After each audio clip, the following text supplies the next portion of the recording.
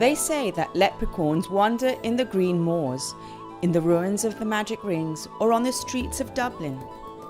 These Irish elves are able to grant wishes and bring great wealth. It is not easy to see one. They love to hide in the skies of Ireland that sometimes makes the world seem black and white, and in a short moment change, making the colours shine more than real. The magic atmosphere of Dublin attracts thousands of visitors every year. Students from all over Europe go to Ireland to practice their English.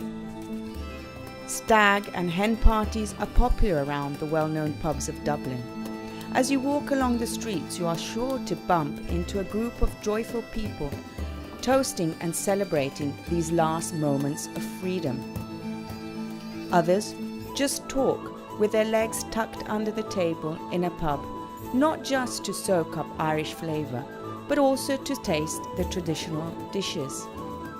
Or simply listen to music played by the street musicians. Even though the atmosphere may seem pretty high, Dublin is one of the most walkable cities in Europe and not at all dangerous. Visit the Guinness Storehouse, the house of the Black Stout, since 1759. You may go through the history and processes of the brewery of the world-famous beer in a 7-story building that has been remodeled into a giant pint. You may see the long-term lease of 9,000 years for the unused brewery that signed the beginning of this epic project, and the yeast that is securely locked up in a safe. A complimentary pint of beer is served at the 7th floor while you can enjoy a 360-degree view of Dublin. The National Gallery has a collection of over 2,500 paintings and thousands of artworks. Dublin is the home of famous writers and poets studied worldwide, such as James Joyce, Thomas Becket, and Oscar Wilde.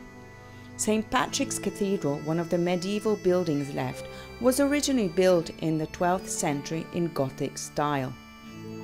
A legend statue is Molly Malone.